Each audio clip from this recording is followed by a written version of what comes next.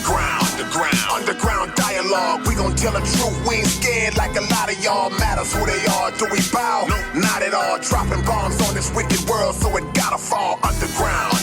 Underground dialogue. We gon' tell the truth, we ain't scared like a lot of y'all. Matters who they are, do we bow? No, not at all. Dropping bombs on this wicked world, so it gotta fall. From the industry to the Oval Office, we expose the darkest motives of them all and disclose what the protocol is. Thinking and moving logical, stopping every maneuver possible, and apologizing for truth is not optional. We gon' help you with what you go through, reshape and mold you, and sweep over them weak lies they told you.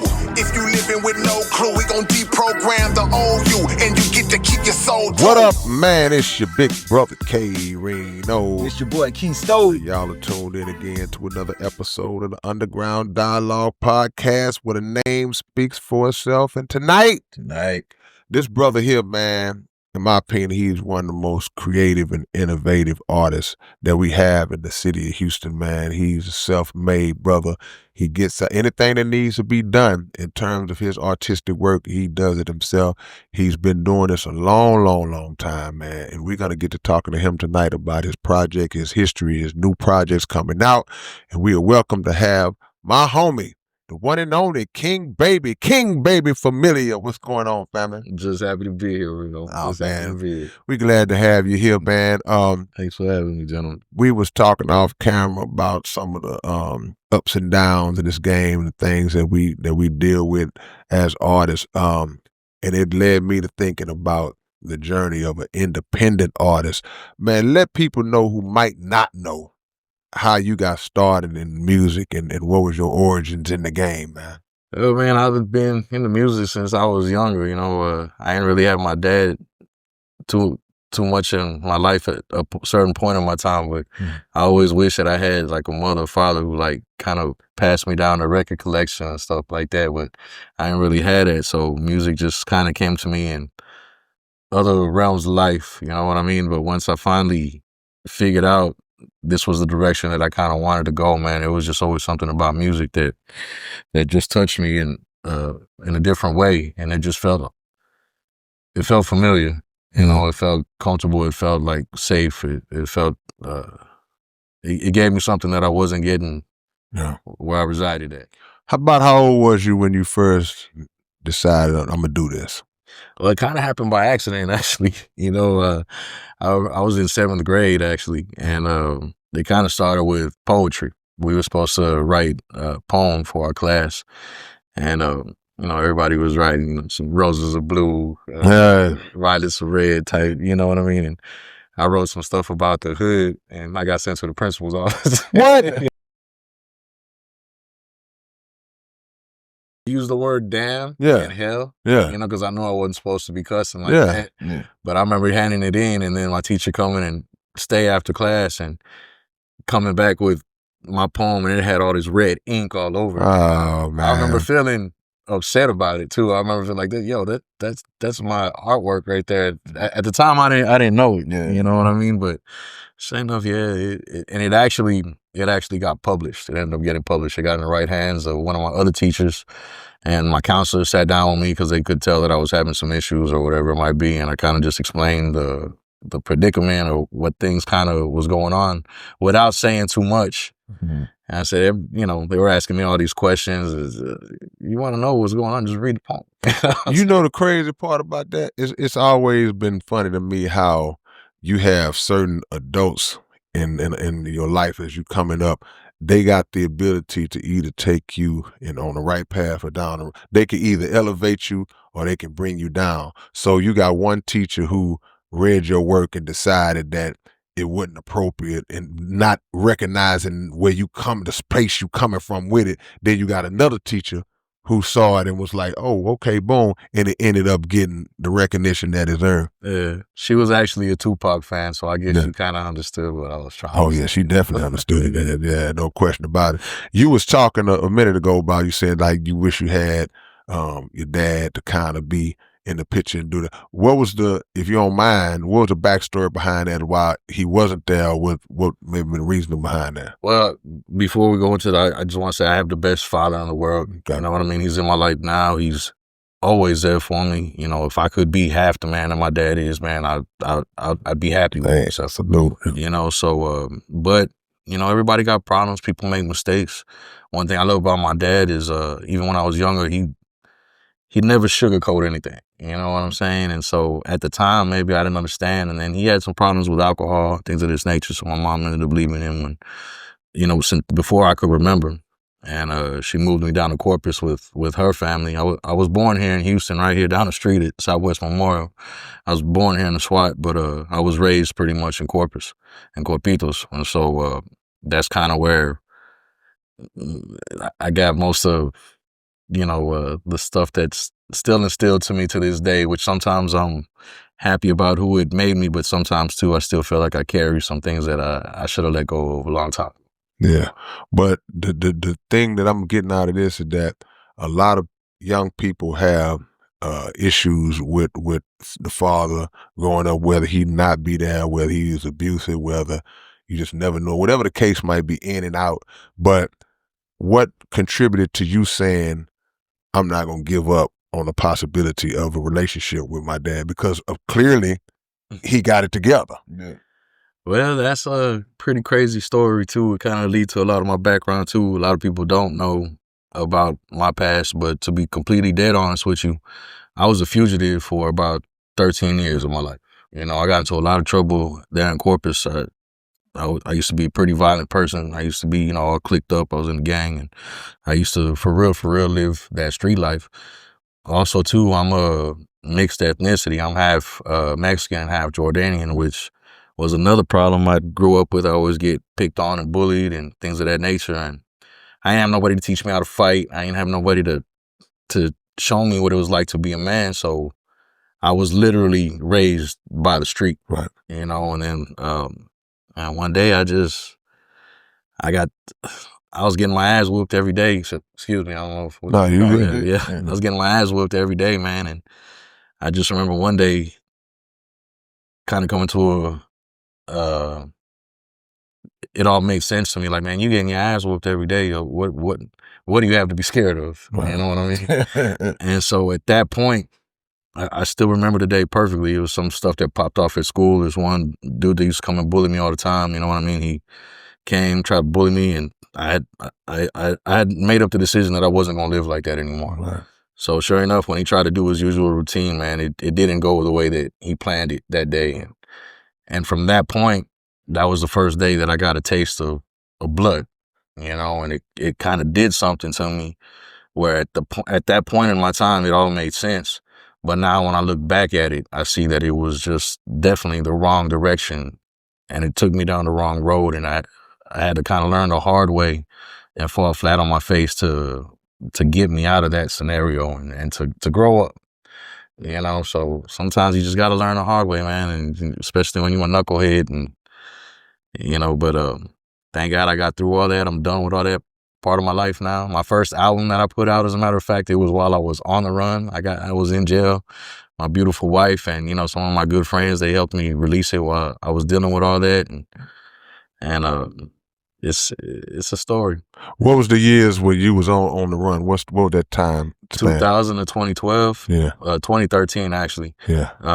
But to answer your question about my dad, around this time when I was going through all these things, my dad might call, you know, once every few months to check in, and it would usually be when he was intoxicated. He'd be drunk, and I would never disrespect my father, man. My grandparents might have said something bad about him. Anytime anybody said anything bad about my dad, I'd pick raise my voice, you know, change my tone. I took it real personally. Where'd you get that from? What's that? Why you would never disrespect your dad? Oh man, I just naturally loved my dad. You know what I mean? And even though he wasn't so much in my life, I would come and visit him every now and then during the summer. He used to take me with him to go to work, and he ain't teach me much, but one of the things he did teach me was how to count money and count change, and which kind of led to other things that, you know what I mean? I became obsessed with the money. But anyway, he called one night, and I was really going through some stuff at the time. I was getting a lot of trouble. And my mom, she never called him and tell him anything, but she actually called him on this instance because I had hurt somebody pretty bad. And, you know, he was like, put him on the phone. And of course he was, intoxicated or whatever. And I'd never disrespected my father before, but he was like, I remember it plain as day. He was like, if you ever get in trouble, don't call me. And then that was like the starting point of something. It was all downhill from there. Right. I'd never disrespected him before, but I straight up told him, I was like, you know what, Pop? Like, I understand what you got to say, and I understand how you feel, but what the fuck makes you think that I would call you if I get in trouble? And at that point was the first time, like I said, I disrespected him, and it really took me to a dark place that, as you can tell, kind of fucks with me. Yeah. No, I get it, but in my mind, I'm commending you for sticking with your dad, like not ever saying, man, I ain't with, because I know people that's just like, man, I'm done with it, and wouldn't even give their father a chance had they went down that same road. So it was something in you that even though he might not have been physically there, you still had in your mind, like, man, that's my dad.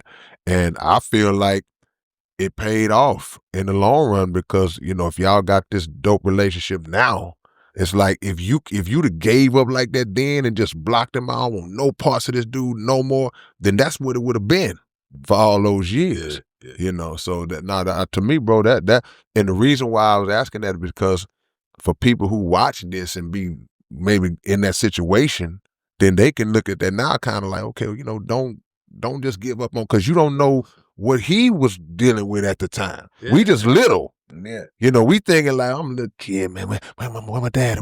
You don't know what he dealing with at the time. So my dad's a devout Muslim. Yeah. You know what I mean? He's from, I'm half Mexican, half Jordanian, like I said. So he come from a different part of the world. Right. And the way that he raised me was almost with like an iron fist. You know what I mean? Old school. Yeah, when he teach me something, it wasn't necessarily teaching me more than it was yelling and kind of being abusive and stuff like that. And it made me grow up pretty fast. You know what I'm saying? But the funny part of the story is after all that shit that I was talking, you know what I mean? What makes you think I would call you? Sure enough, when I got in some real, real trouble and I had to leave Corpus, I ended up cutting off my ankle bracelet. You know what I mean? I was really yeah, you was like, yeah. Sure enough, man, first place, I knew Corpus was too small for me to be on the run, so I had to come back to the big city, and I spent some time down here, and sure enough, I ended up back on his doorstep asking for help. Yeah. With the thought that he might turn me away. But, it's just funny how things work out when he'd be like, if you get in trouble, don't call me. And then when I get in trouble, I call him. But it's not like he didn't slam the door in my face. He let me into his house. Tried to help me, and I ended up just destroying that relationship even more because I guess I was just so hurt. And like I said, I was just in a real, real dark place. You know what I mean? And sometimes the only way to learn is to go through it. Yeah, absolutely. And that light would be a testimony for somebody else, man. Because like I said, it's the best teacher in the world. Yeah. To go through it by yourself sometimes and have to learn the hard way, because that's how you learn. You want to learn, you fall flat on your face. You want to become a better fighter, you got to fight the hardest people out there. You want to be a champion, real champions, they take a loss. Yeah. You know what I mean? If you can't become iron without fire. Come on. So it's the testament of the man is not about how he loses, it's about how he gets up after getting punched. You know what I mean? Yeah, man, that hold a lot of weight, man. Yeah. And again, I had to learn that the hard way. But once you finally get through it and you get to the other side, it shows you your real character. Yes, sir. You know what I mean? So you deal with a lot. So when you was on the run that time, did they have to catch you, or you just turned yourself in? No, they ended up catching. They caught you like, I'd have still been on the run today. Man, 13 years on the run, man, Yeah. to teach you to become, honestly, the stuff that I was involved with, I thought if I ever got caught that I wasn't ever getting out. You know what I mean? And by the grace of God, that 13 years that I was on the run was kind of like doing a bit, you know? But at the same time, too, it teaches you make a full stop at stop signs, you know what I mean? Like, don't be passing red. Like, it slowly changed me into a completely different person. Yeah, it gave you discipline somehow. Yeah. Well, it also, it made me appreciate things in a different light. The flowers smelled better. You know, every day of freedom, I'd look to the sky and thank God. What most people would take for granted, you know what I mean? To me, it was sunshine. It was life. I ended up becoming a father the second year that I was on the run as well too, and that completely changed my life. You know, it was my whole life became about my daughter. And so it's you can hear it in a lot of my music. A lot of times people say I make some pretty dark music. I talk about some pretty dark subjects, but there's always like light at the end of the tunnel. You know, real big on making sure that there's a message at the end of. I think to me, that kind of music, that is the light. You know, people like to say, oh man, that's some dark stuff. To me, that kind of music is the light because of the moral of it, the message of it. And people don't look at it like, 'cause the music might be dark and twisted, or the journey might be a little like scary. But if you really look into the music, it's like, well, no, this is reality, because if I'm on some old sugarcoating, you know, happy time stuff out, that's not the reality that these young people are going to step out into. And it's vulnerable. It's making yourself vulnerable. Putting that out there. And people respect that. Maybe in the generation that me and you grew up, Reno, but nowadays, y'all don't want to hear me, you just want to dance. You know what I'm saying? And so we live in a world where Jim Jones thinks he's more relevant than I. Ooh. You know what I'm saying? Like, there we go. I ain't touching that. That's just the tip of the iceberg. To me, I find it hilarious, you know what I mean? But it also, it sheds some light on the climate of society nowadays, because a lot of people agree with that statement. Yeah. You know what I mean? It's all a matter of opinion. It's 8 billion people on the planet, and all of them ain't rap fans, but however many of them are rap fans, like I say, somebody gonna lean this way, somebody gonna lean that way, and somebody gonna operate somewhere in the middle, you know? Yeah, but basic math is basic math. 2 plus 2 is 4. You know what I mean? Like, and I don't know, it's just, like I said, there's so many things going on in this world right now, which just, it's one of the reasons why you haven't seen me doing as much as I used to do. There was a time where I was just living this music thing. And that was my wake up music, go to sleep music, eat lunch music. And I was just promoting, doing this and that. And I started getting some traction, man. Went on a couple of national tours. And then at the end of that, man, day came where I just realized, like, I was not happy. I wasn't feeling the whole social media thing. This is when Trump first got elected too. Not to get into politics or anything, but you talk about whatever you want to talk about, bro. We got into, to this day, we're still blacklisted from a lot of places because of some of our core values and beliefs and things that we stood up for. You know what I mean? And to this day, I still, it's hard for me to jump on social media, because when I do, and I see all these things, and I see people that I know saying this or that, or just taking, you know, families for granted, man, it's just a disgusting place where we live right now. And it's really, really hard for me to just catch my breath sometimes without being negative or sounding like that guy. So, but you know, don't you think, I ain't gonna say devil's advocate, but just a different perspective. Don't you think it's up to us as the kind of artists that you are to push back against that, as opposed to saying, I'm going to let that discourage me and I'm just going to let y'all have it? Because with your message and with your mindset, you know, because I've been around you many times and we've had conversations here and there. So with your mindset, don't you think it'll be more valuable to say, yeah, I do hate this, I don't like this, but I'm going to push back against that, rather than just kind of just let it be there, you know? All fucking day. Yeah. You know, it's not a day that, what I'm trying to really explain though is there's a place and a time and a platform for everything. You know what I mean? At that time, I jump on Facebook, fuck Trump, you know what I mean? This, that, or the other. And at the end of the day, all the places that I got blacklisted from, all the trouble that I got in, it's not like I looked behind me and then there was a gang of people like, yeah, King Baby, we're with you. You know, at the end, you're standing there alone. So it just, there's a way to fight a war. You know what I mean? And I don't feel like that's on social media sometimes. You know what I mean? George Floyd, I was at the protest. You know what I mean? This thing, Kids in Cages, I went there. You can jump on my Facebook page and find me right there face to face with some of these police officers, this and that. Like, you know, when you fight in a fight, you got to show up to the battle. That's right. Yeah. You know, a lot of people, they don't understand. They don't understand it. It's cool to be a keyboard warrior and, you know what I mean, do things from the safety of your own home. And I wasn't raised like that. You know, I was raised like, yeah, you say what you want to say, but when I see you, it's going to be, we're going to see if it is what you said it is. Yeah, exactly. You know what I mean? And to this day, I still carry that mentality. And I don't know if that's a good or a bad thing. No, I think it's a great thing because, you know, it gets you into trouble. We strength ain't always in the numbers. And the biggest one, you know, one is a singular number, but the biggest one is the God that backs us.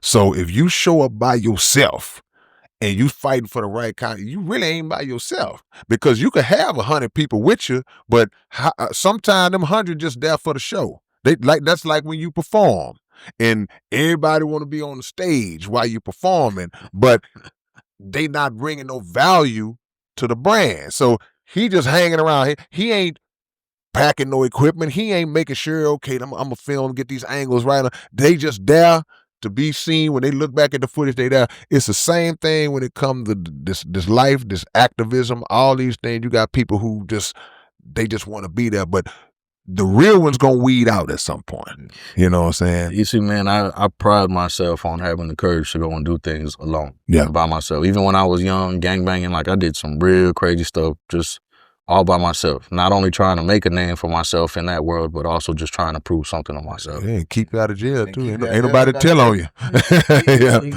got me in a lot of trouble. Yeah. You know what I mean? It got me in a lot of trouble, man. And to this day, when I tell you I still fight that battle, I had to learn the hard way that sometimes it's best to just shut the fuck up and remember what's important, and that's your family. Like going home to your wife and your kids and the people that depend on you, the people that love you. You're sitting out here fighting battles for somebody else all day long, and what's really important in life. You know what I mean? But if, like I said, there's just a time and a place for everything. There's a situation, and you asked me earlier about music and what got me into it. Honestly, the time I really, really wanted to start doing music was when I first heard Tupac. You know what I mean? I'm a huge Tupac fan. And the things that he stood for, the way that he went about it, you know what I mean? Like, you see people talking about Pac all the time. They say there's 5 different Tupacs. So Gemini. But I mean, no matter what, that's why I started doing music, because I just had so much to say. Yeah. You know, and then I was raised in a way where you don't give a fuck what people think about you, and you say what you're gonna say and not worry about the consequences later. And so a lot of that still comes out in my music, you know what I mean? But like I said, I had to learn the hard way and really be humbled to understand what's most important in life, and that's familia. You know, it's taking care of your family. It sounds good. I can come out here and try to be this, that, or the other, but man, if tomorrow I'm not coming home, you know, because I was fighting a battle for somebody else, and then the people that really needed me and the people that are most important are there without me, then who really won that battle? Yeah, I mean, it's a couple of perspectives to look at it from, because I understand where you're coming from. A lot of times you think a lot of the great activists that have lived and died. Some of them didn't see 40 years old. You got Malcolm, Martin Luther King, different people like that. They gave their life over to a cause that they believed was bigger than themselves. And the reality, the cause was bigger than themselves, but some people look at it from the other angle of like, well, you know what? If I'm gone, because you see the pictures of Coretta Scott King sitting on the front row at the funeral with the babies. And, you know, so that's the other side of that. But when a man dedicates himself to a mission, then he got to have a woman and people in his life that understand that mission. You know, so the way you built, your mind is set up like to go to bat for other people. You know, so it's hard because baby girl gonna say, but hey, I love you. What about us? You know what I'm saying? What about me? What's gonna happen if blah, blah, blah? Because people will say the same thing. So my thought process is, if you have that in you, use it the right way if you choose to use it. Don't crash out like you say, on no gang stuff. Don't crash out on no jacking and robbing and doing no other. If I'm gonna go out, then at least let me go out with some honor. That's okay. Where he was, man, they was whooping that old lady and he jumped in, and he might have took a L because of that call. Because I can't walk away when I see that. Oh, I'm completely with you. Yeah. Like that's something that I'll help somebody who I don't like. You know what I mean? Especially if they in a situation where they're getting hurt. Yeah. So, but it's always that coolest dude, man, that ends up getting shot. Yeah. You know what I mean? It's always that person. And that doesn't scare me. What scares me is the thought of like my family, Yeah. my mom or my dad having to go through that again. You know what I mean? And it's just, the point of the story is just be aware of your surroundings. Know what you're fighting for.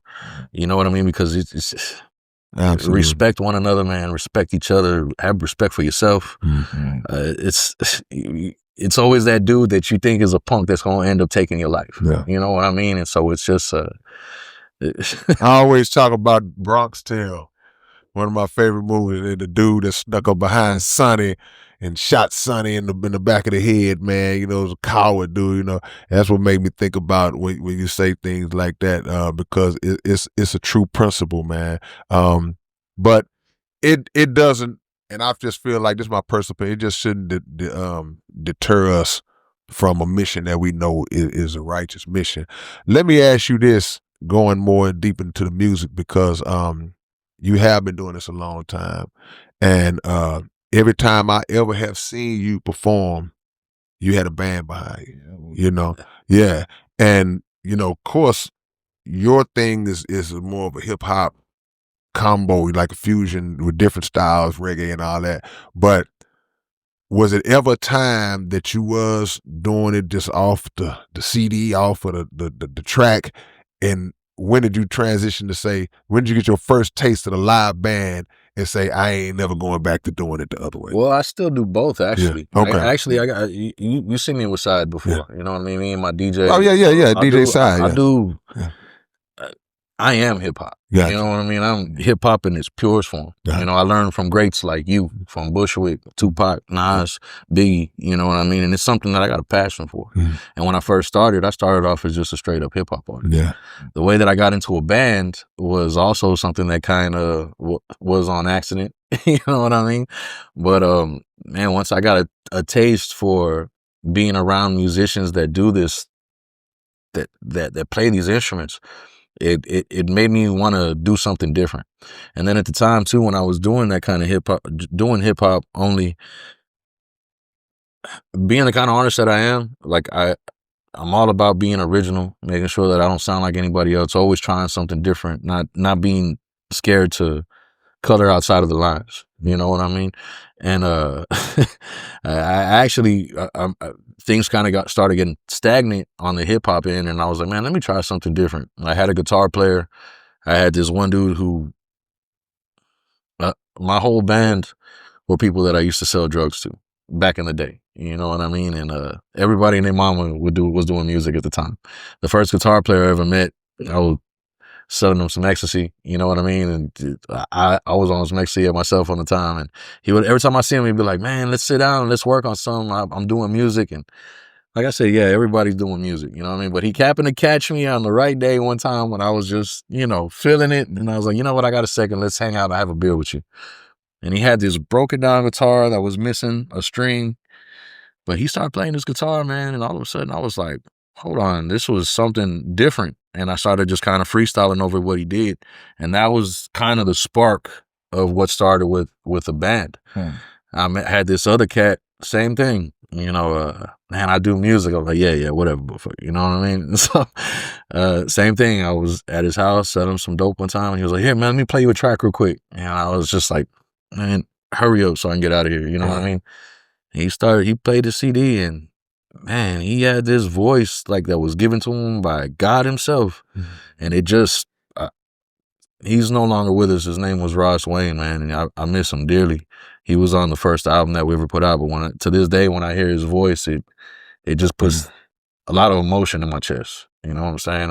And long story short, those were my beginnings with the live band. things happened to where they weren't in my life anymore, but I never forgot that, and I wanted to have my own band one day. So I started where a lot of people started, from the bottom of the barrel on Craigslist. You know what I mean? I put out an ad on Craigslist one day, and I started getting some calls. And you remember those days of Craigslist, man, where you hear those crazy ass stories about people on Craigslist, right? Yeah, just showing up. I've been through that too, man. Some of the musicians I had come over, you know, it was a crazy little ride. And then it just, after auditioning and playing some shows, going through this band member, that band member, little by little, man, I found my core group of guys. And to this day, here we are about almost 10 years later, and I still have that core group of guys that elevate me to another.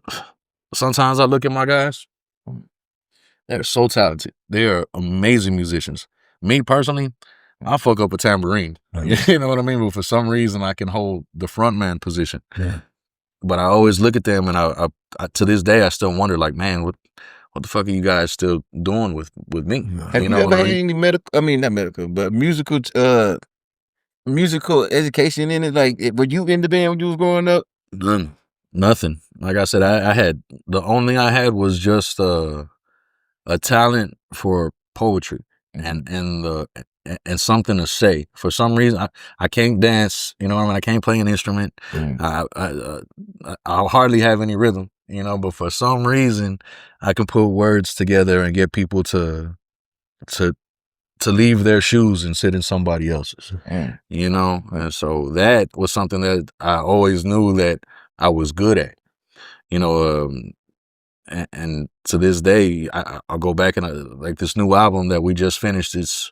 I really, really hope, I pray to God that people take the time to seek it out, listen to it, not for me, but for you, because what we're doing here is just something that's never been done before. It's so original, and the guys in my band, man, I would hate to let them down. Right. You know what I mean? You said earlier that this project you're working on now, you say it's took you it's been working on like 2 years. Probably longer than that. What's your normal time frame to to complete a project, and why did this one take longer than that? Well, if you Google King Baby Familia, you'll see us all over the place, but mostly for live shows. I don't really actually have a lot of music out there, and the stuff that you will find out there is hip hop. You know what I mean? And it's I was working with this one producer, Grammy Award winning producer. You know what I mean? He's a good friend of mine, and he saw, you know, some of the stuff that I was doing, and he wanted to help me. So that's most of the stuff that you'll find online now. I got another live studio album that we made with the whole band originally, which I think it's a great project, but I do have to say it has nothing on what it is that we're about to release now. And the reason why it's taken me so long is because I'm just very, very particular, and I take my time, and I'm not going to just put out anything. Yeah. You know, I'm scared for somebody I put out 10 songs. I don't like one of them. That's the one that somebody's going to listen to and be like, you know. That's usually the hit. Yeah. And I had this real bad experience with one of the bands that I first started out with. And, you know, we've been practicing. When it comes to music, I'm relentless. We get it down to a T. I'm like ready to go. When we step on stage, it's practiced. You know what I mean? It's ready. It's a product. This is my first band I was with, man. We went out there, and man, we were opening up for this really nice reggae band, man. I thought we were great, and I heard this reggae band go on right before us, and I was like, wow, these dudes are badass. And y'all had to go behind them, huh? Yeah, I don't know if that intimidated my guys or what, but again, I had to learn the hard way. We get up there, and I don't know, my band just choked. And I'm not talking about the guys that I'm with now. This was before I was even King Baby. We used to be called something else. And I learned that day, I learned a hard lesson that when somebody comes out and they see a band, let's say your guitar player bombs, the drummer has a horrible day, you know, the bass is off. Nobody's going to say like, man, I remember that drummer, he was off. I remember the guitar player. All they're going to remember is, yo, man, I remember that dude, and he fucking sucks. You know what I mean? And so a hard lesson learned, you know what I mean? Like, you better have your band on point, because they also represent you, just like you represent them. And Yeah, it's like a basketball team with 5 players, but you got a star player. They gonna always look at the star player and say he never won a championship. Yeah. Like, what about the other 4 dudes that I had that wasn't getting it done? That I needed more help. But that's a cool thing because it weeded itself out, and you end up finding out because how everybody choke. I can see if the guitar player or the key, how all of y'all choke at the same time. And it was, I couldn't tell you, Reno, but it happened. You know what I mean? And to this day, it still sticks with me. I never want to have a performance again like that again. And some people did get fired that day. We put it there. I changed my name and everything. You can't prove that was me. Hey man, you look like a dude about 12 years ago. No, that wasn't me. My name is King Baby. It wasn't me. Yeah. But you Prince Baby. But you know that at the end of the day, man, but you had to find your guys because I can't be around no guys that gonna look at what somebody else did and that had them shook. It's like, okay, if they got up before us and they was great, okay, I'm gonna get them their car, but now in my mind, I'm like, okay, now, hey, bro, it's our turn now. So y'all got to be with me with the same confidence that I got, you know. And if you ain't got that confidence, you better act like you do, you know, because there's people out there that's like, what you gonna do? You know, I can't. If I lay an egg, you know, it's gonna be because of a lack of preparation on my behalf, or it's just gonna be because I did the best I can, and for whatever reason, they just wasn't feeling me that night. Control what you can control. Yeah, it's funny you say that too, because now when I be with my guys and we up there with other bands, this and that, I might know the band, you know what I mean? We might be good friends, but when we get up there, I'm looking to take your head off. Now you that band. Yeah. Now y'all are that band. Yeah. You know, we a hard act to follow. Yeah. I'll say that. Yeah. You know, we're a real hard act to follow, man. It's that's years of work, though. Yeah. I want to transition to something else, man. That's important to me. That I know that's going to be important to you too, man. You had a real cool relationship with Bushwick Bill. Yeah, last time we seen you, we was with yeah. He was right up there with Bill. How'd you meet Bill, and how'd y'all's relationship cultivate to where you was right there with him, really to the freaking end? And it's another touchy subject. Honestly, man, I grew up to the Ghetto Boys. You know what I mean? I Ghetto Boys, nothing but respect. You know, and especially for what they did for people in the South, for what they did just for hip hop in general. That's right. For what Southern hip hop. But Bushwick was one of those people that when I was a little kid, I remember hearing him, and he just did something to me. Like his voice, his lyrics. You know, even though Scarface might have had a lot to do with that, whatever the case may be, really deep. You know, to be able to take words and transpire them like the way that Bill did. True story, I didn't know Bill that long. Right. You know what I mean? A good friend of mine, his name is Greg. When I would do some of the hip hop stuff, I used to do cover songs. You know what I mean? And one of my favorite songs ever was "Ever So Clear" by Bushwick Bill, you know, where he talks about the story about him losing his eye and what happened that night. And so I used to cover that song sometimes at parties. It's a long song, you know. Some people would love it. Some people, whatever. So I was talking to my guy one time, and he was at Scout Bar, and I had seen him there, and Bushwick actually showed up and did a show there. I didn't know he was going to be there. I didn't know what was going on, but I contacted my boy, and I was like, yo, man, you know Bushwick? And he was like, yeah, I know him real well, actually. And I was like, dude, it's a dream of mine to work with this cat, you know what I mean? Or he's like my top 5, you know what I'm saying? And so he was like, I'll put out the word for you, man. I'll give him a call. I was like, oh, thank you. You know, and it sounded, I didn't expect much from it, you know what I'm saying? But sure enough, man, one day he just called me up out of the blue. He was like, I'm going to the studio down in Sugar Hill, and Bushwick's supposed to be there. And this was right around the time when the news leaked that Bushwick was sick and dealing with his health issues. And I was like, wow, are you serious? He was like, yeah, man. And I was already King Baby. I had some momentum going. I had some stuff going, but he showed him a video of me, you know, covering Ever So Clear. So I guess that had, you know, Bushwick personally. Y'all know Bushwick. You know what I mean? He say what he feel, and I guess whatever made him want me there at the time, he told old boy to invite me. So, if I go down to Sugar Hill and I'm like kind of, it's pretty rare that I get starstruck. You know what I mean? I wasn't starstruck, anything like that. It's just, when you was an emotional kind of person like the way I am sometimes, I look to the sky and I'll be like, thank you, Father. You know what I mean? Because this was something that I really, really wanted. And then at the time when I got the news that, everybody got it, that he was sick, I really felt bad knowing that one of my heroes was going through something like that. You know what I mean? And I also felt like, too, that, now that he's going through this thing, everybody's going to be there for him, of course, all these people that love him. So that I really felt like I never get the opportunity to even meet, So they call me up to the studio or whatever. I get there, and I walk in, and there's Bushwick. You know what I'm saying? Yeah. Wow. Yeah. What up, Bill? You're rocking the King Baby jacket and everything. Yeah. Bill really cut for us, man. You know what I'm saying? Yeah. Well, keep going. Through the floor of the studio, man. You saw him out.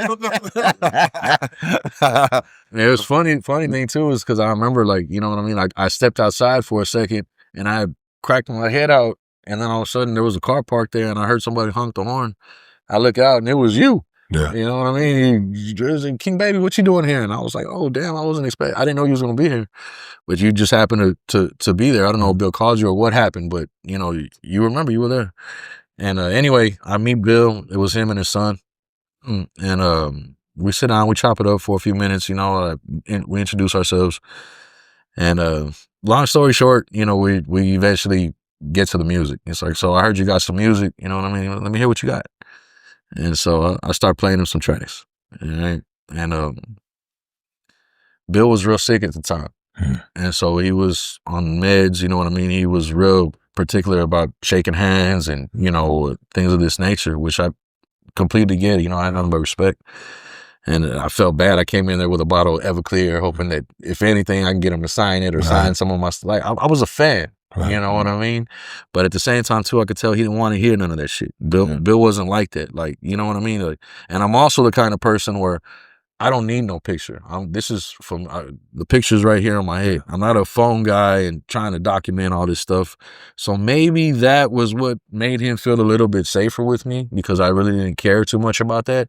I didn't ask him for anything. Anyway, let me hear these tracks you got. So I started playing him some tracks. And I had in my head already, these were my personal tracks that I was getting ready to release on my album. But I was like, shit, you want to hear some music, Bush? I thought he was just asking to hear my stuff. Right. So he's sitting there, he's, jamming out. I showed him a couple of songs, and I was like, this is one I think you'll really, really like. It was some hardcore gangster shit. It's actually the one that I got you on, and it was the Wake Up joint. Okay. You know what I mean? He heard that. I was, man, I think you'll really like this one. He's kind of sitting there, and he's just kind of like nodding off, and kind of, he'll come back, and then because I guess, again, he's on all these meds. And so I show him a couple of tracks, and it starts getting kind of stagnant, because it looks, I thought he was asleep. Right. You know what I mean? He's just there with his eye closed like that. And then I played this one song that I got. It's called What You Want Me to Say. And like I said, I thought he was asleep. He was there kind of just nodding off like this. And when the song finished playing, and he was just with his eyes closed, I just remember his hand coming up. He was like, yo, I need that. I need that right there. That, quoting him word for word, that's exactly what he said. I need that right there. And I was like, this is the one you like, and that song actually was real special to me. And I remember I took some time, I went downtown. A lot of times when I write rhymes, I won't write to no music. It's more about the scenery for me, or kind of trying to catch a vibe of it. So I wanted to hear all the traffic and the city noises and things. I wanted to be, in the homeless section. And so I like things rough. You know what I mean? I like things gritty and grimy. And anyway, that's what he said. I need that right there. And I was like, you want that? And he was, I need that. And I was like, it's yours. You know what I mean? Of course, man. I'm honored that you even like it. You know what I'm saying? So sure enough, man, like we put some things together. I ended up calling my band, because the reason he originally called me out there, he had this track that he was working on, and he needed a live band, and he saw my stuff. He knew I had a live band, so my band came out there. I still haven't heard the tracks to this day. They're in a vault locked somewhere. You know, I don't have access to them. I'd love to hear them. I think the whole world would, but that's its own story. You know, get into that. I know how hard he was working right before that. I haven't heard not one song. Yeah, he was working hard, man. That's got its own story that I don't feel I'd really like to get into, to be honest with you, just out of respect for my brother Bushwick. Absolutely. You know what I mean? And so, yeah, there's some things that happen, you know what I mean, behind the scenes. And again, I don't want to speak on it. But there's some songs out there that are locked up in a vault somewhere that I think are. It's funny to me that I ended up being the last person to ever record with Bushwick Bill in the studio, and that he's actually singing my words. You know what I mean? After that, I guess as a bonus, you know, he gets in the studio, he does this thing, he's going word for word, you know what I mean? And I'm just like blown away, man. I'm just like, damn, this is like really happening right now. You know what I'm saying? And I was just so proud of that, just to be there. I was just so happy to be there. You know what I'm saying? And anyway, you know, we shake hands, we hug it up, whatever. I end up leaving. I give him my information. I was like, I honestly didn't think, I didn't know what was going to happen after that. He was so sick. And he calls me maybe less than a week later and come back to the studio.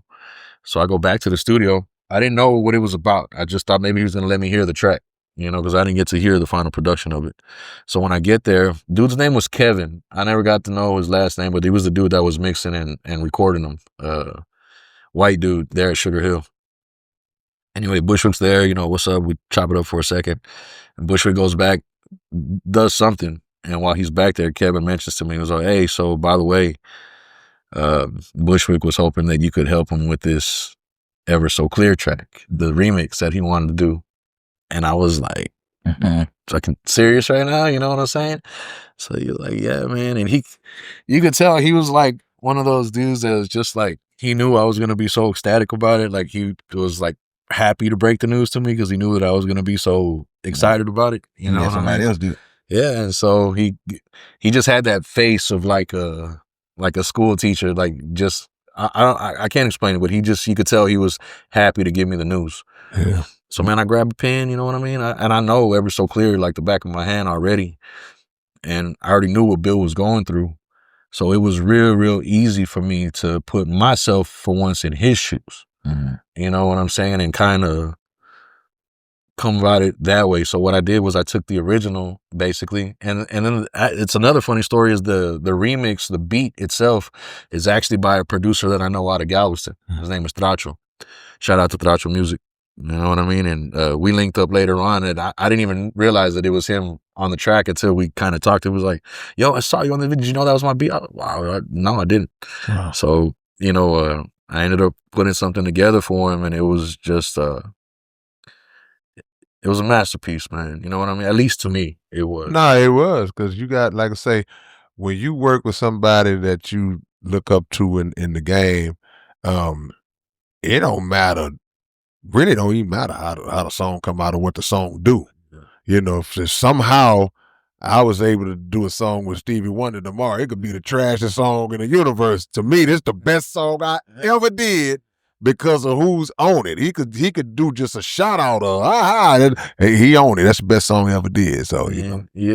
The funny thing is too is, you know, like when the inspiration I kind of drew from it too is like you know how Scarface kind of remade. I forget what album it is, but he remade My Mind's Playing Tricks on Me. And he's got his own little solo project where he the beat is slightly different. It wasn't, for some reason, I love the song to death, but it wasn't never one of his most popular. I don't hear many people jamming it. It's, you know, it's a hard find. And I kind of drew inspiration off of that to kind of just, I used some of the original from Ever So Clear and changed it into the situation where he was in at that point in his life. I remember him, you know, taking the lyrics, he looked at it, he was just sitting there silent because that's how he was. He was just, you know, Bushwick, He's either gonna be real silent, or he's gonna or he's gonna be Bushwick. You gonna know, Yeah. he remind me like what they say about Pac. You know what I mean? Yeah, philosopher, straight up gangster. You gonna know how Bushwick feeling. The little time that I was with him, he was short with me a couple of times. You know what I mean? Which was completely understandable. Anybody else would have talked to me in that tone. I probably just would have grabbed my stuff and left. But I put myself in this situation. I knew that he was going through a lot, and so I'm a compassionate person. I'm a real empathetic type person. And man, to see a hero, you know, going through what he was dealing with at the time, it was hard for me. Yeah. And I could only imagine how hard it was for him. Yeah. You know? Nah, that's some cool stuff though, man. I mean, like I say, you just because you got that opportunity though, regardless of how it might have turned out, you got that opportunity. And a lot of people don't get a chance to say that. But the fact that you was open and just like, okay, man, you know, whatever you need, big brother, let's get it on. That's it wasn't just about the music either. After that, he actually, you know, we got to hang out. He wanted me to go with him to a couple of cities for some events that he had planned, and I was like, yeah, of course, man. We went in my car. He slept in my house. He slept on my couch. He met my wife, my kids. To this day, I still have that couch. Like, I won't get rid of it. Like, that's the couch that Bushwick slept on. You know what I mean? To me, it's like, you know, I still have.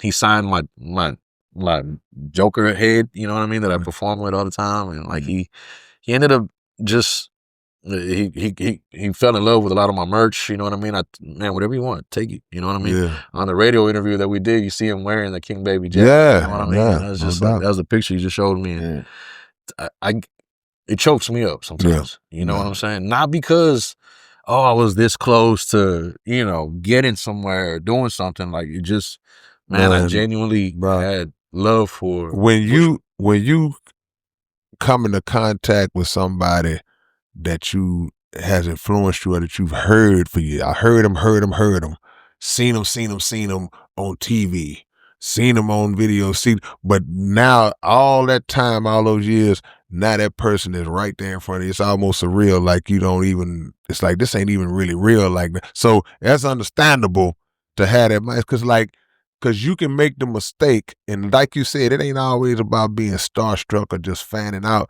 You could just make the mistake of, after so many years, it's like not even viewing this as a real person.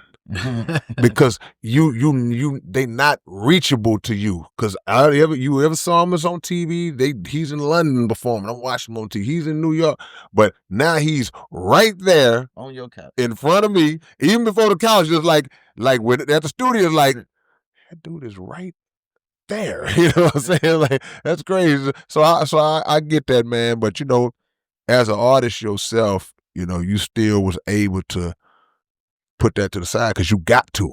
You got to like slap yourself and say, okay, well, you know what? We working now. I can't be in that mode because it's gonna mess me up. Well, you know, one of the other things too was, like, I actually got to know Richard. You know what I mean? Like, man, we driving to Waco, and I'm playing Bushwick's old stuff, and had, you know, hey, yo, Bushwick, what was you thinking when you wrote this song? You know what I mean? One of my favorite albums he ever did is his solo project, Phantom of the Rapper. And that, man, some of those songs legit helped me get through some of the things that I was going through as a youngster.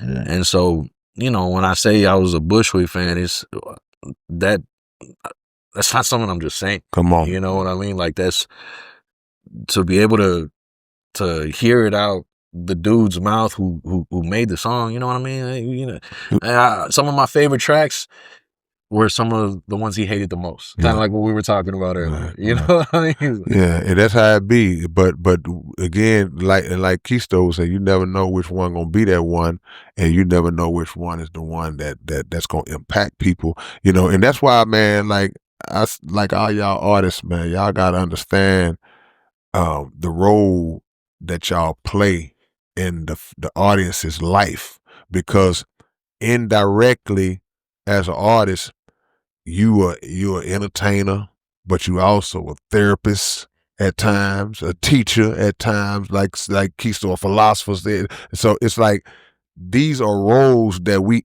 indirectly play, because we may not set out to play those roles, but you got to embrace that when somebody comes and tells you what your song did for them.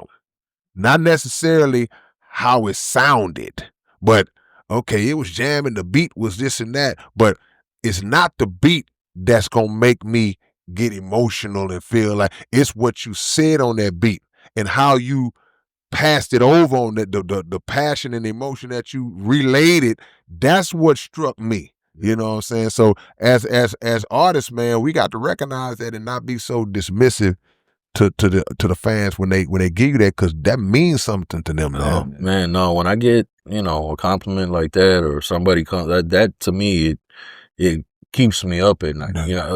Being on stage, it's not something that I take lightly. It's something that I feel it comes with a big responsibility. You know what I mean? A lot of artists, they don't feel like that. They go out there and everybody has their own opinion. I'm not here to judge anybody. You know what I mean? I like what I like. You know what I mean? I had, like what you just said, to touch on what you just said, the words, that's what moves me. Unfortunately, I think we live in a day now where nobody really listens. Nobody really has that attention span anymore. And they're more interested about the beat or the hook. And they usually, everybody's into, trap or,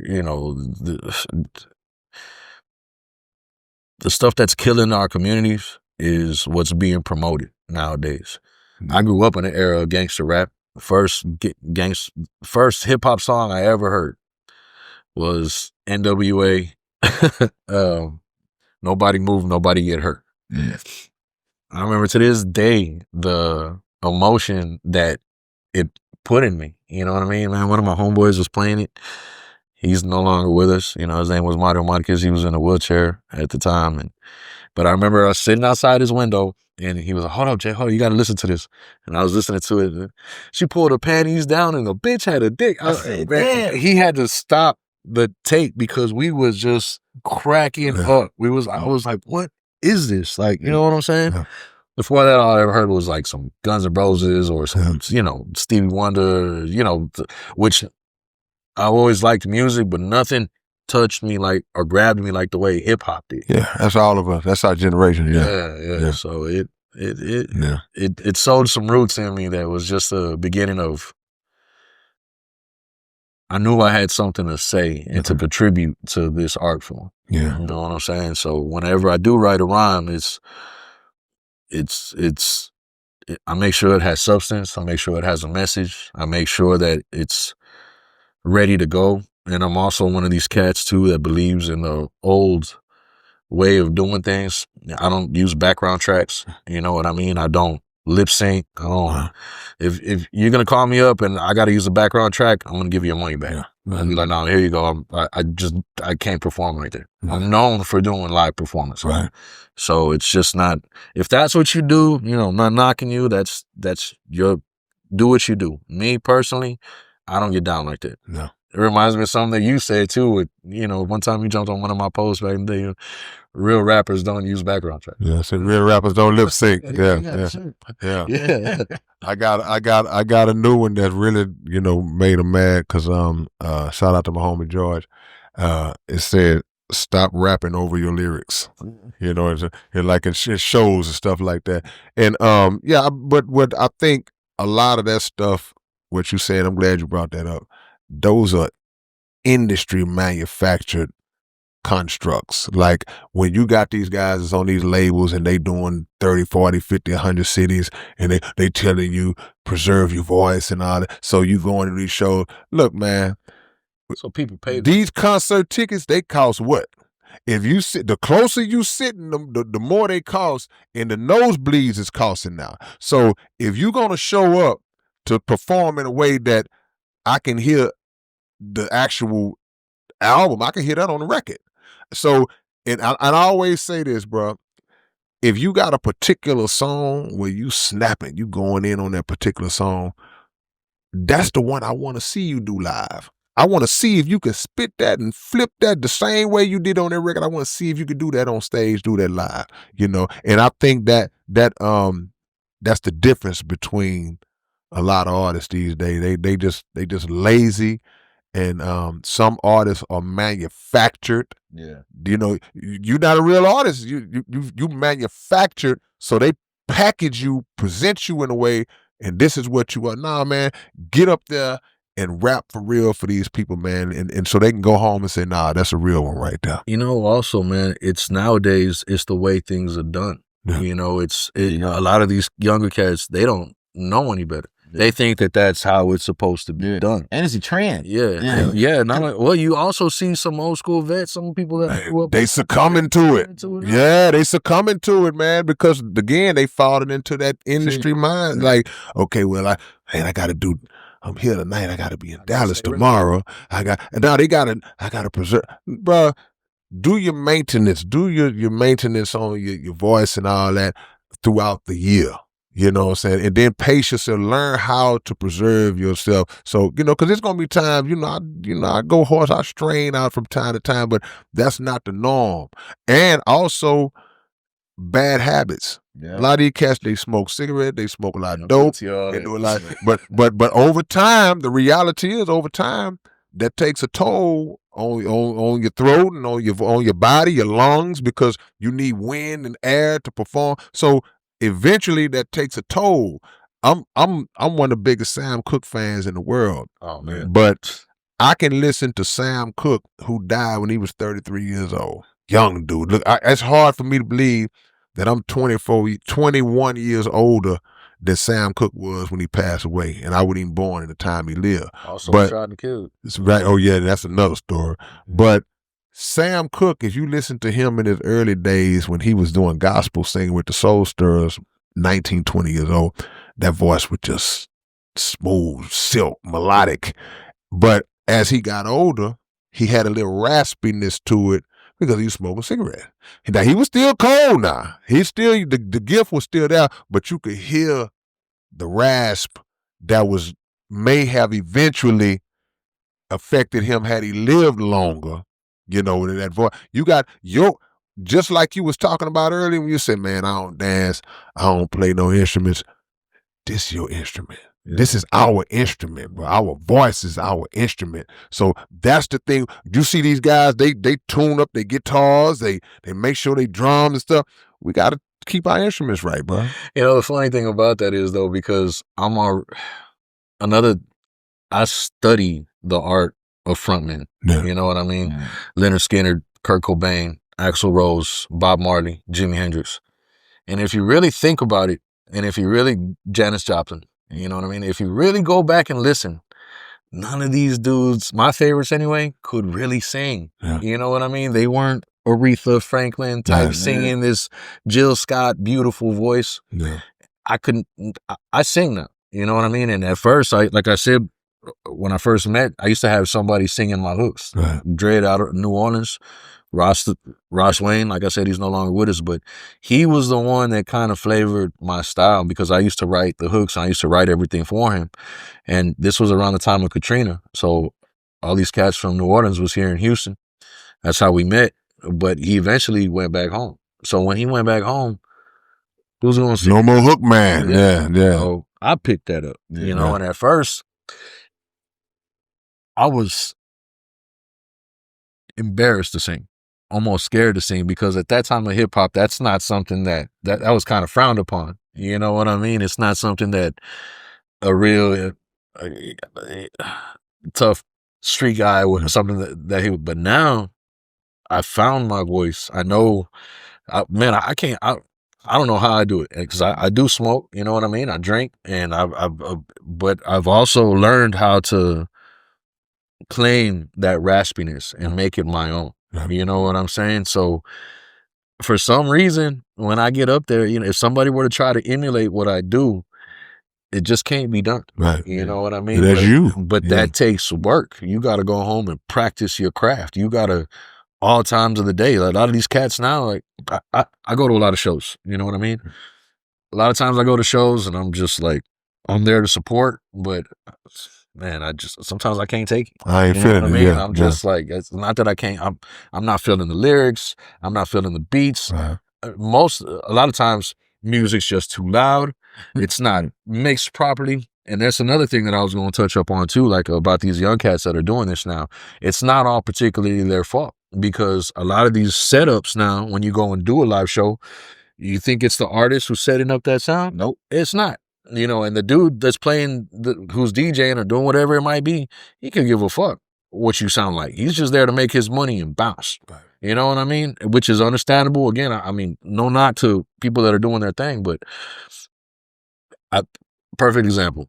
I went to go do a show, me inside. When I say DJ side, that's my hip hop DJ. Yeah. Not only do I do stuff with my band, I'll do stuff just live hip hop, me and my DJ, which is something I do when people can't afford the whole band. No. You know what I mean? And so we went to go do this one gig on a pretty big platform, you know, and I thought we're gonna show up, you know, my DJ brings his gear side. You've worked with side before. Yeah, no doubt. Old school Vine. And still cold blood. There pushing buttons, right? Not pressing play and just sitting back and just, you know, there we go. Like, he's actually being down the art of a DJ. Melly Mel, you know what I mean? Like the just like I'm into hip hop, he's into the art of DJs. Right. So combine that together, you get a real hip hop show whenever you come see King Baby. Which a lot of people don't know how to set up for. And I learned that when we went, I'm not going to say any names, maybe they know who they are when I'm talking about it, but we went out there, you know, we did our thing, and they were just not ready for us. You know, they ended up pre-recording the show, and then he put it out on his platform on YouTube, and the whole thing was off. Like, the way he recorded or whatever he was doing, my stuff was basically 4 bars off from where it was supposed to be. And it's a pretty big platform. Yeah. You see that? They think you messing up. Again, yeah. I don't know about everybody else, but that guy right there, he fucking sucks. Man. You know what I mean? Like, that's people. Yeah. People have that control. And so I called him up. I'm like, yo, man, we need to fix this. It's off. You know what I mean? He was all right. Don't worry about it. Yeah, we'll fix it. And then jumps on Facebook later on that day. Yo, man, if you want to be all fancy and you want to do all this stuff and come with your own personal DJ and all this stuff, all that stuff isn't needed, man. We don't need all that extra stuff. All you're doing is just making things more difficult. Like, I can't remember exactly what he said.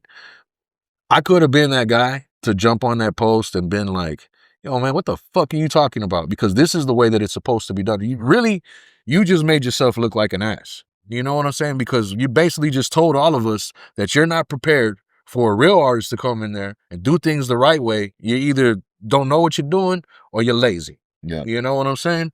You fucked up my whole show and somehow that's my problem. Yeah. You know what I'm saying? You're over here promoting hip hop, but you don't know how hip hop goes.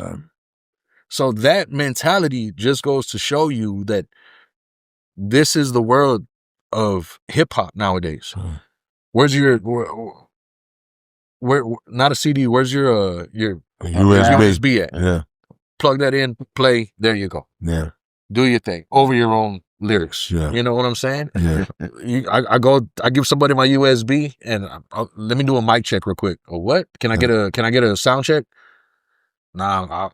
I mean, yeah, if you want one, I guess. Yeah. You know, turn this up, turn the bass down a little bit, people looking at me like I'm fucking nuts. Yeah. You know what I'm saying? People looking at me, they don't even know how to do it. You're difficult. No, you're too professional, man. Yeah. You know what I'm saying? Again, like, you paying me to be here. Give me what I need to give you the show that you paid me for.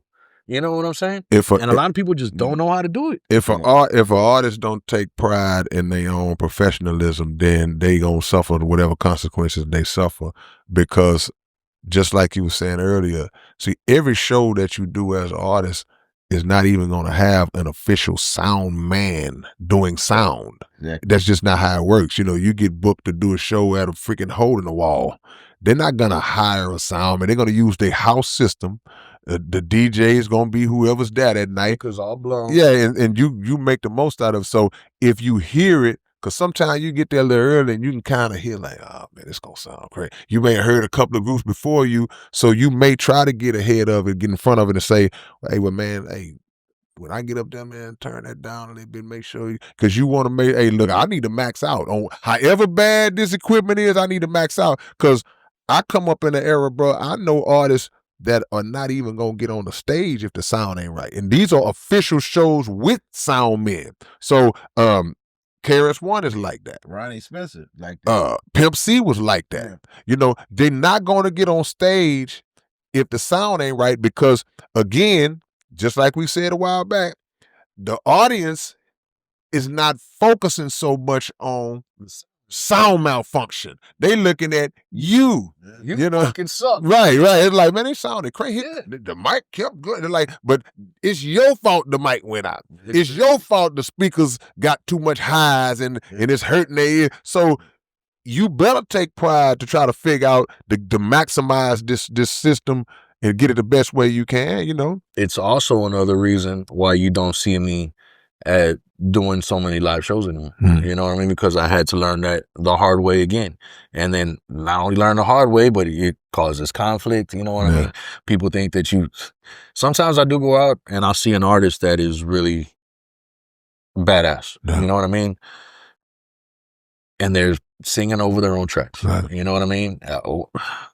I want to go up to them so bad and be like, yo, man, stop doing that. You're talented. I want to hear you. You know what I mean? Sometimes I've had the discussion with people where I actually, you know, try to tell them how I feel, and they look at me like I'm hating on them or something. You know what I mean? Some people, they'll take the advice. Some people won't. Yeah, it's up and down because artists are so emotional. Sensitive about Sensitive, right, exactly. So what happens is they will misconstrue constructive criticism, and they would translate that into, like you say, hating or talking down, when it's like, I told you this because I see the potential for you to get better. I want you to sound, I know how this could have sounded had you not done it that way. And even if it puts me in my feelings, I still have to be real enough to appreciate that you came and told me that. Like, but you're gonna get 1 or 2 out of every 10 that will appreciate that. So I wouldn't just stop, but it's a time and place. But a lot of then some, because trust me, I've done it. You talking to somebody who did it. So my deal with it, these are the things that I've heard. People have said, well, man, you know, if I don't really know all the words and my vocals on there, I can catch back up. Okay, you need to practice and learn your words. You need to rehearse. Okay. Number 2, well, man, you know, I'm running out of breath, man. Sometimes I can't keep my wind up. I need to vote. Okay, you need to start working out, exercising, and get your stuff together better. Practice. Yeah, and so no excuse is acceptable, because I tell this story a lot. When I first went to when I was getting ready to go to Australia, and I was on the phone talking to the promoter that was getting ready to bring me out there, and the guy asked me, he said, "Hey, Kate, can I ask you a question?" I said, "Yeah." He said, "Do you rap over your vocals?" And I got offended. I said, "Nah, man, I ain't doing that." I just went off like, "Man, I ain't doing that." He said, No. I'm glad." He said, "I just want to make sure you don't do it." He said, "Because if you do it, I hear they'll boo you off the stage. It's not like in the United States where they kind of on some It's accepted. whatever." Yeah, man. I've told my homie, I say, man, there's places around the world, if you rapping over your vocals or, God forbid, lip syncing, they gonna boo you off the stage, bro. They ain't come there to see that. I will say this though, and it's a very rare occurrence. You know what I mean? I could probably count less people on my hand. You know what I mean? There have been a few acts that were local that I have seen pull it off. Yeah. Were really, really good. Absolutely. But you can Absolutely. tell that they rehearsed, Yeah. practiced, they care about their craft. They went and made an actual show out of it. The thing that you're talking about, like, you know, well, I'm running out of breath here, I'm doing, that's all practice, bro. Yeah. That's when you go home and you learn when to take your breath, like how to breathe or know what words you're actually gonna. First of all, has to do with practice. as rappers, it's only a handful of rappers that even do dance moves. Like back in the days, you had Big Daddy Kane and guys like that would actually dance while they was rapping. You had to have a different kind of stamina to do that. Nowadays, what you're gonna see more so in that realm is singers. Up Chris Brown, Usher, Beyonce. They gonna dance and still sing the songs or whatever. Rappers, most of the time, man, even if you hype, you just bouncing up and down. You're not doing a lot of extreme cardio while you spitting. So learn your stuff and get your win up to be able to execute it when you get on the stage. It's no excuse. It's no excuse. But to your point, yeah, it's still some, because you got a dope song that the people love. The crowd don't care then, because they just singing a song and they looking at you. But it still would enhance them if they wasn't rapping over them vocals. Man. That's actually one of the other trends that I'm seeing too, man. You get a cat that go up there, and again, I'm not trying to knock anybody. What I like might be different from what everybody else. No doubt. But you know how many times I see people get up there, and not only their track is playing in the background, and they're doing exactly what you said. They're straight up dancing, not even singing their song. It's just playing. I say a couple of words. Yeah. You know, they're over here doing this. You know, just like, and it's okay, if that's your show, at least rehearse it for me a little bit, bro. You know what I mean? Like, just and it seems like most people, they get up there just to be cool, not because they have something to say. It's more because they want to be seen. They want to share something on their platforms. Check me out, and again, I'm not judging you if that's what you're doing. I'm only here to enlighten somebody if that's not the kind of artist that you want to be. Man, we giving y'all game. We giving y'all game, man. This a teachable moment, because it's not something for them to be upset about. And sometimes an artist having hit records can make you lazy and complacent. You know, the hungry artists who on their way up, they trying to get up there, they performing in front of people who are not even familiar with their material. That's a harder road. They got more drive in them. If you got a bunch of hits, you know, you up there just because you could basically just rap for a little while and let the crowd sing for a little while. Like you say, the mic way over here. They ain't rapping into the mic because they've gotten a little complacent. I know I don't have to do that. I think they just don't know any better, you know. Like, not if you've been rapping 25 years, you know better. I'm talking about most of the younger. Yeah. Most of the shows we go to, me and you, we share a stage quite a bit. Yeah, you no know doubt. what I'm saying? And when we do, you know what I mean? Like I said, there are people that go up there and they might leave the stage, man, I did a great fucking job. I killed. You know what I'm saying? And they truly don't know. They don't understand, like, that, bro, I couldn't hear what you were saying. You know what I mean? I didn't understand anything you were saying.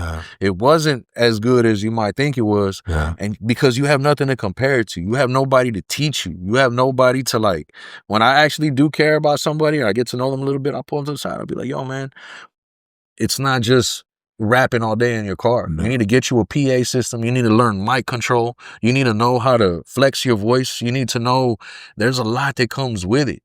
And if you truly you want to be a master of your craft, get you a small PA system, go home, learn mic control, and practice by yourself. People ask, well, how do you know when it's right?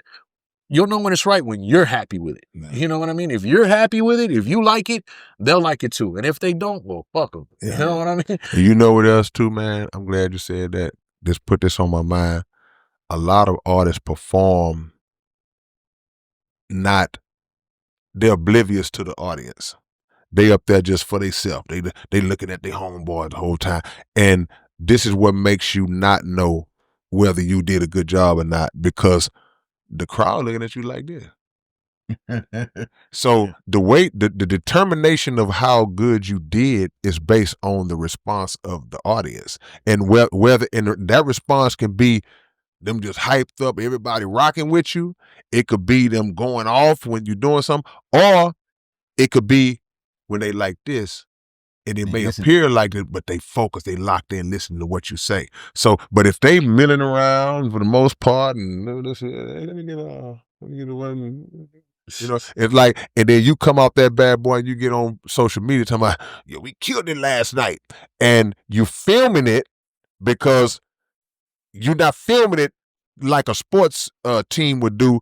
We gonna watch film to see the mistakes where we can improve. You filming it for the look, for the show. Yeah. You know, so you got to learn from your own work. It could be a show where, and I know you have done this without even you telling me, I'm sure it's been stuff you watched of yourself where you was killing it.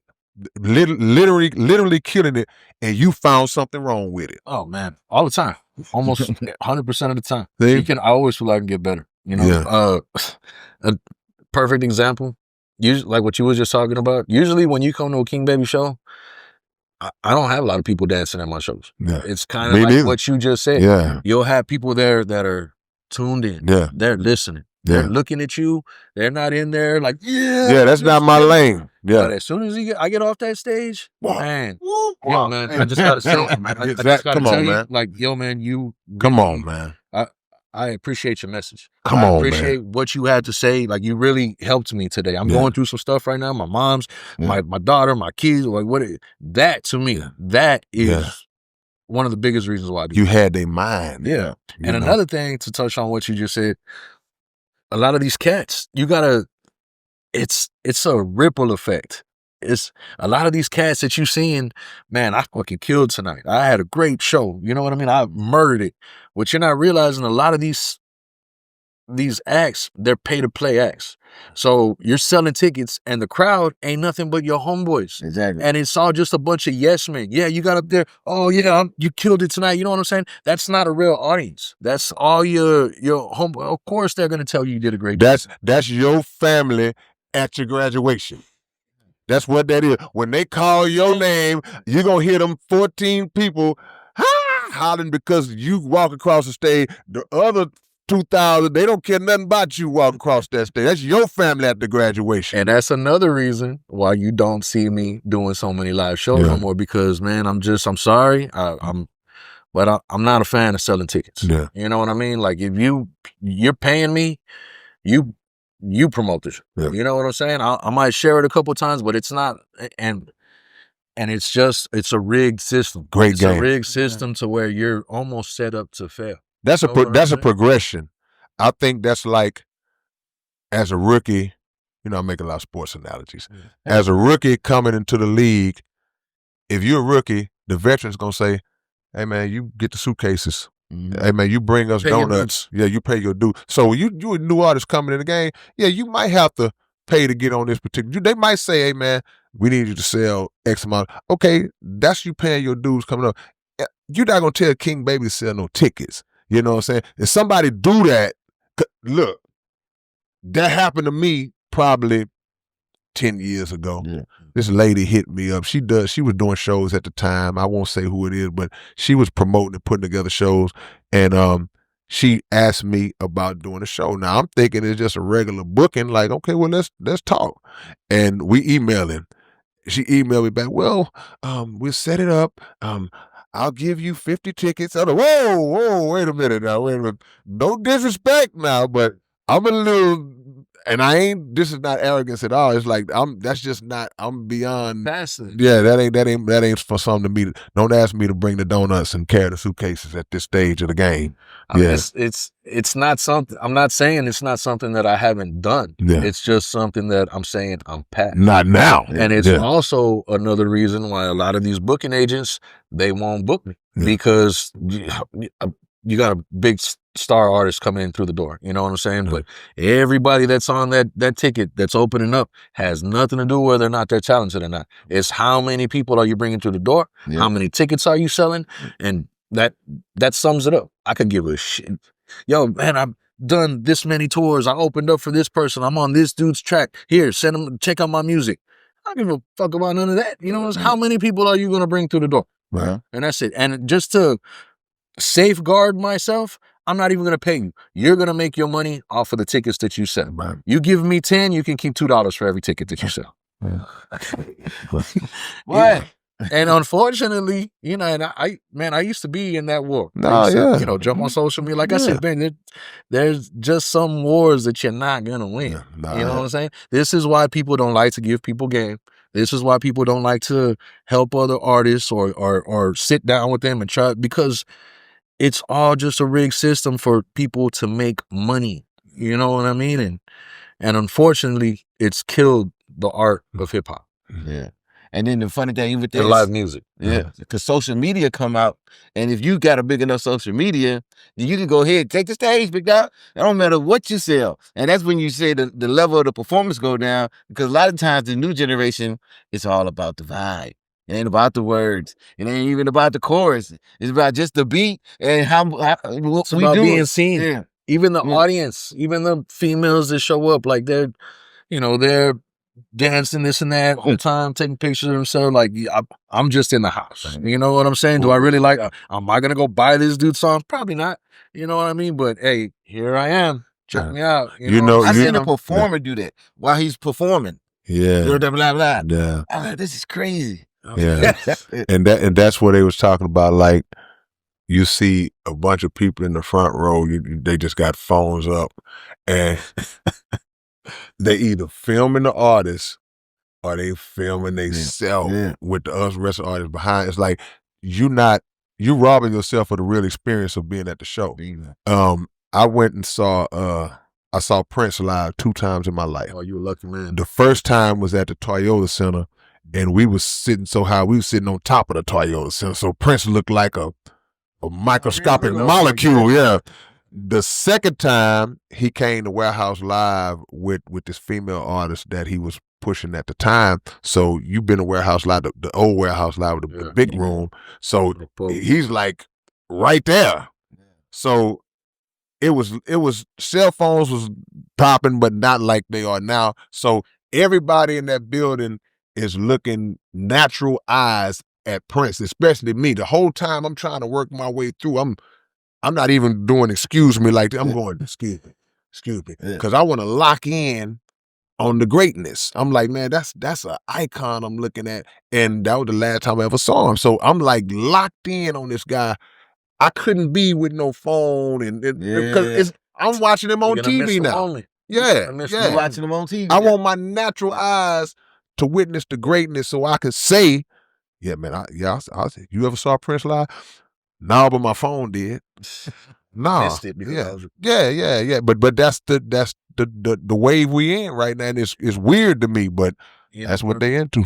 Perfect example too is like, man, I'm about to do a show. You know what I mean? I remember back when I first started, I'd be worried about what I'm going to wear, you know, what car I'm going to be driving to the show, this, that, and the other. Nowadays, man, I won't shave. I won't iron my clothes. You know what I mean? I'll go out there being as grimy and ugly as possible, bro, just to prove to myself, like, I'm not here to be seen. I'm here so you can listen. You know what I mean? And like, perfect example too, I got this one picture. As a matter of fact, you were there that night. It was when I saw you at the Warehouse Live for we opened for Mortal Technique. Okay. Remember, that was a few years back. Yeah. I just happened to see you like I always do. Sometimes every time I see you, I feel like it's a pleasant surprise. You know what I'm saying? Like, no doubt. I'm always proud to be on the same stage with you, by the way, too. But vice versa, like, brother. You know what I'm saying? But I got this one picture, man, and one of my homeboys took it.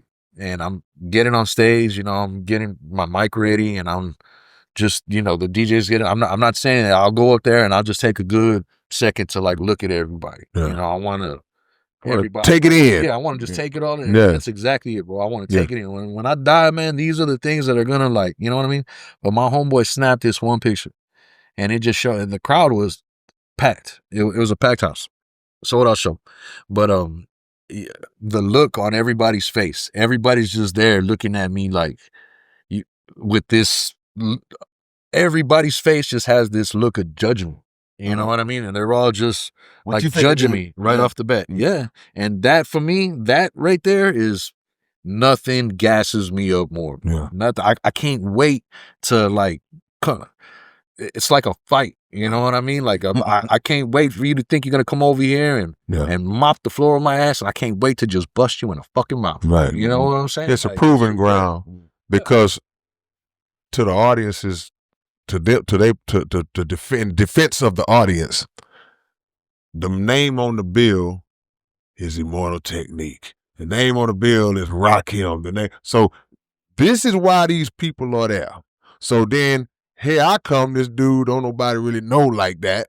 They anxious to see the guy they paid to see it. And here I come up there, hey, how y'all feeling tonight? I'm just gonna do it. And so that's where that look comes from. It's like, man, let's get on to the Rakim. Let's get on to the whoever we can. So you use it as a proving ground to say, well, yeah, y'all, I'm not the headliner, but y'all not going to be upset that y'all saw me tonight. Oh, no. You know, that's the goal, Last thing I'm going to do is go out there and waste your time. You get a King Baby performance, you're going to leave with, some substance. Yeah. These last 2 tours that we did was for a band called Head P. They're a rage like rock heavy metal band, new metal. I used to jam these dudes when I was starting music. They're like a reggae rock heavy new metal type thing, and they're fucking amazing. You know what I mean? Got some really big hits under the belt. Anyway, we opened up for them one time at Scout Bar. Only reason why I even took the gig was because I used to jam them, and I dug them as musicians. I get up there with my band, man. Afterwards, the drummer comes and finds me, and he was like, "Hey, dude, y'all were fucking amazing, dude. You know how long we've been looking for something different? Like all these bands that open up for us, like right there, right off the rip, he invited us to go on tour. Man. And I'm not talking about a little Texas tour, all the way New York City. Some dates, yeah. 10 large cities, house already packed. I ain't got to sell no tickets. You know what I'm saying? This was all around the time of COVID too. So when everything happened with COVID, needed that money. My band, they couldn't go because they were talking about closing the borders and doing all this stuff. Anyway, long story short, I wasn't going to miss this opportunity. You know what I mean? So when I told the dude, I was like, man, my band can't make it. He was like, man, figure it out. Get some new musicians, you know what I'm saying? Do this and that. And I was like, well, my DJ is willing to go. And he was like, well, don't you just do hip hop? And I was like, yeah, we do hip hop, but it's a heavy metal show. I was like, I don't give a fuck, man. Just come over there, make it work. We already got everything set up. We want Diego there. You know what I'm saying? We want to see King Baby. I was like, I presented it to my DJ. Me and DJ Side went. Yeah. Fucking heavy metal tour. Yeah. You know, we had no business without the band.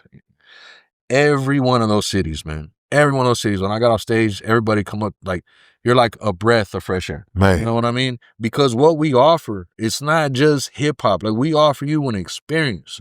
You're getting substance. You're getting fed, so you're getting that surprise factor when you come to a camp. That's what I make sure of. Man. I'm looking for that one dude in the crowd that doesn't want to see hip hop, and that's the dude I'm fucking talking to. Yeah, and I've witnessed it firsthand, man. You know, this is a real artist. It's a man who takes pride in his craft and wants to give you something to take home with you, something that you can say, well, man, you know, man, that King Baby guy was dope tonight. Straight up.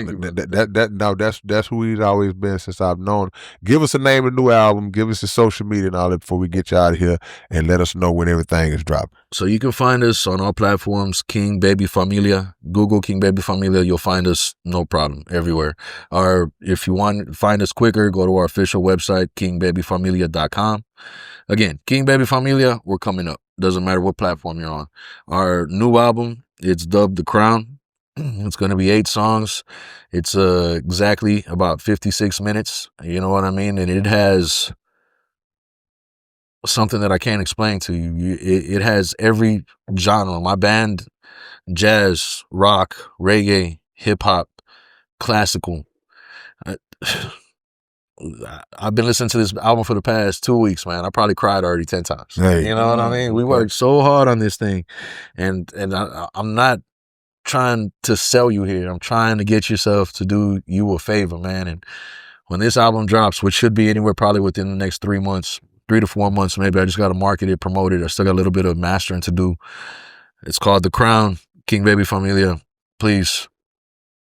I hope everybody gets the chance to listen and appreciate what we've done here, because it's truly an experience. I'm going to say this again for all of y'all who always complain about ain't no good music out no more and everybody making all this trash.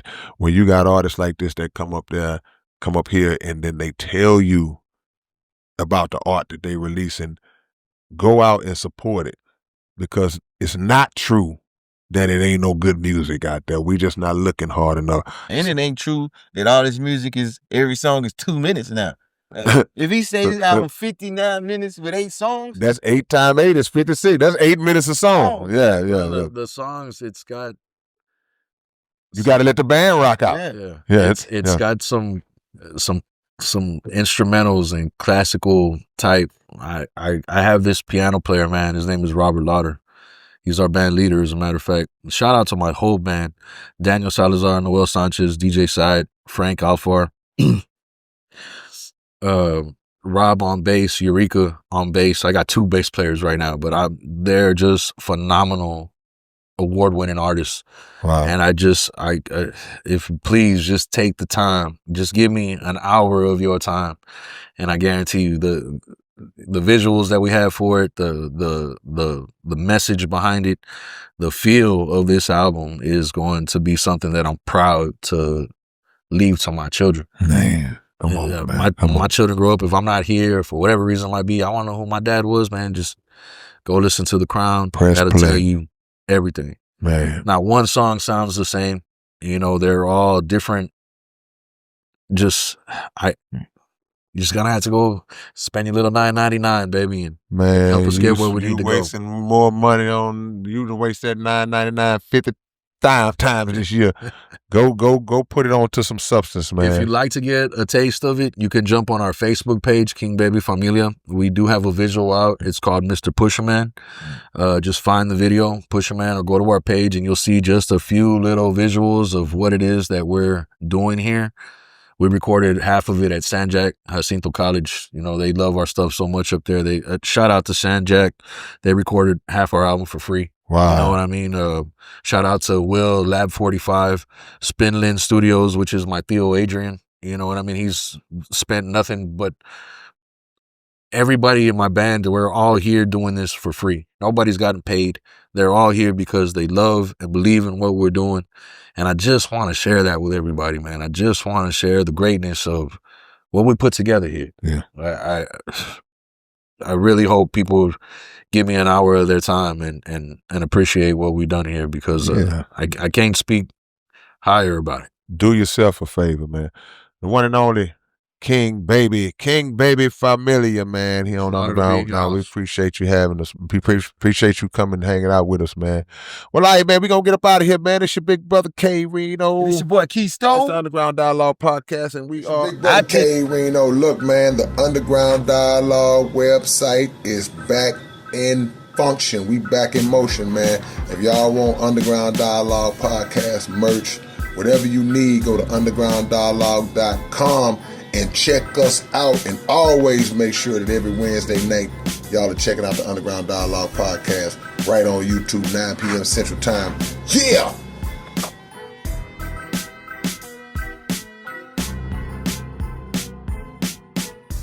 What's up, man? It's your big brother K Reno, and check this out, man. The Underground Dialogue Podcast is offering advertising opportunities, man. You can promote your business, you can promote your video, your song, whatever it is that you have, man. Reach out to us if you're interested in promoting on the Underground Dialogue Podcast. All you got to do is email us at undergrounddialoguepodcast@gmail.com. Get it. What up, man? It's your big brother K Reno. I'm proud to announce that I'm a new brand ambassador to this new brand of clothing and shoes called Volage. Y'all make sure that y'all support this. It's already available. Houston-based company, straight out the A. Look at the quality of the packaging itself. We ain't even got to the shoes yet, man. And this is just one pair of shoes, one design. They got all kinds of dope designs of shoes that you guys can choose from. Go to volage.biz and find your order, find what you want. Wide selection to choose from, male and female items, and I'm proud to be a part of it, man.